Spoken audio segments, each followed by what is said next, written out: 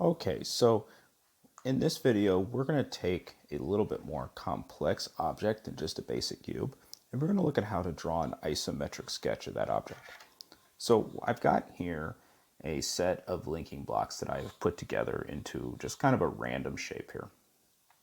And I've also got my isometric paper and my trusty pencil. So now in drawing a more complex shape like this, before we actually begin, we need to figure out spacing.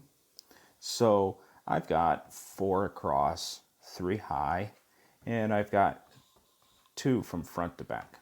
So I need to come down a bit on my paper, but I'm also going to need to come over a bit on my paper. Now I'm also going to draw this a little bit larger so we can see some details. And in that case, I'm going to draw each one of these cubes to be 3 of our sections on this isometric paper. So I'm going to orient so I have my front facing down and to the left, my right is facing down and to the right, and my top is facing up in this object. And looking at that, the point I'm going to start is down here. I always pick a spot in the front, but also the lower spot along the edge. So I've got a spot here I'm going to start from. I've kind of figured out how much space I'm going to need. And I'm just going to begin drawing. I said 3 triangles for each, so I'm going to come up here for that edge. Now this one's going to take a little more care, and I'm going to use my blocks kind of like a straight edge here. So, and I'm just kind of having to work through my count one at a time until I have it all the way across.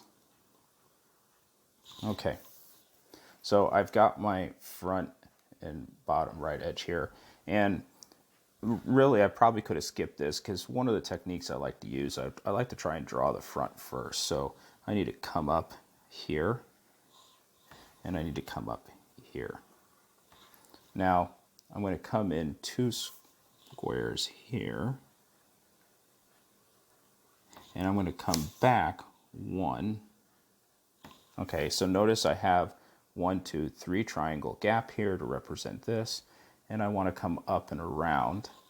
So I'm going to come up here, come up here, and then just connect across. Okay, so now I have my front edge.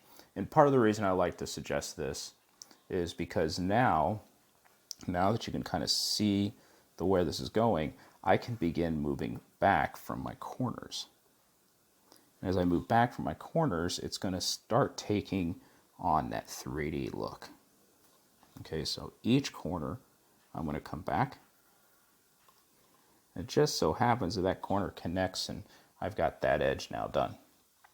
Now you'll notice I did not do one here for this edge. Well, I'm going to treat this like it's a solid object instead of a bunch of linking cubes. So that's why I'm not filling in all my lines here, and I'm not going to fill in the lines there. So now that I've moved back, I'm going to go ahead and I'm going to connect these. So connect the line here, here, and here.